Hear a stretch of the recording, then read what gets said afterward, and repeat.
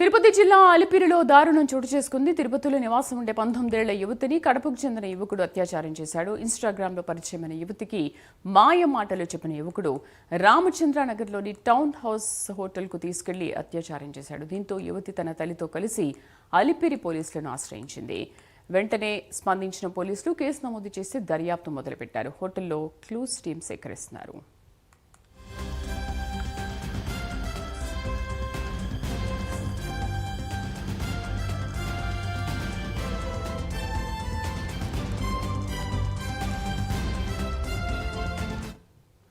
తిరుపతి జిల్లా అలిపిరిలో దారుణం చోటు చేసుకుంది. తిరుపతిలో నివాసం ఉండే 19 ఏళ్ల యువతిని కడపకు చెందిన యువకుడు అత్యాచారం చేశాడు. పూర్తి సమాచారాన్ని మా కరెస్పాండెంట్ వెంకటరత్నం అందిస్తారు. వెంకటరత్నం, అసలు ఆ యువకుడు ఎవరు, ఏంటి, పోలీసులు ఏమంటున్నారు?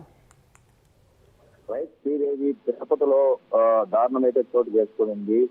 ఇన్స్టాగ్రామ్ ద్వారా పరిచయమైన ఒక యువతికి ఎవరైతే కడపకు సంబంధించినటువంటి యశ్వంత్ అనే కుర్రాడు ఇన్స్టాగ్రామ్ ద్వారా ఒక యువతిని మాయమాటలు చెప్పి తిరుపతిలో ఉన్నటువంటి ఒక ప్రైవేట్ లాడ్జికి రమ్మని చెప్పి ఆ అమ్మాయికి మాయమాటలు చెప్పి మభ్యపెట్టి ఆ అమ్మాయిని నీకు మంచి గిఫ్ట్ ఇస్తాను, నీకు ఇక్కడ కావాలి అంటూ ఆ అమ్మాయిని నమ్మబడికి అక్కడికి వచ్చిన తర్వాత అత్యాచారం చేస్తుండగా ఆ అమ్మాయి గట్టిగా ట్యాకలు వేయడంతో చుట్టుపక్కల ఉన్న రూమ్ లో ఉన్నటువంటి అందరూ వచ్చి అతన్ని బెదిరించడంతో అక్కడి నుంచి జారుకోవడం అయితే జరిగింది. మనమైతే విజువల్స్ లో కూడా చూడొచ్చు. అమ్మాయి ఏడ్చుకుంటా సీసీ ఫుటేజ్ ద్వారా చూడొచ్చు. అమ్మాయి ఏడ్చుకుంటా వెళ్తుంది.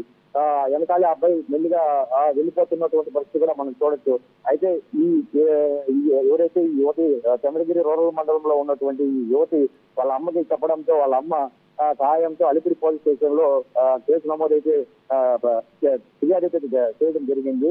అయితే ఫిర్యాదు చేసుకున్నటువంటి శ్రీ రామ్ కిషోర్ ఇతన్ని పూర్తిగా దర్యాప్తు అయితే చేయడం కూడా జరిగింది. అయితే ఇతను ఎవరైతే ఈ యువకుడు ఎవరైతే ఉన్నాడో యశ్వంత్ గతంలో కూడా ఇన్స్టాగ్రామ్ ద్వారా ఎవరైతే అమ్మాయిల పేరుకైనా మాయమాటలు చెప్పి ఎవరైనా మధ్య ఎవరైనా లోపరుచుకునేటువంటి సందర్భాలు ఏమన్నా ఉన్నాయా అంటే కూడా దర్యాప్తు చేయడం అయితే జరిగింది. ఇతని మీద కేసు నమోదు చేసి అలిపిరి పోలీస్ స్టేషన్ లో రిమాండ్ కూడా పంపించడం అయితే జరిగింది. Right Venkataratnam, thank you.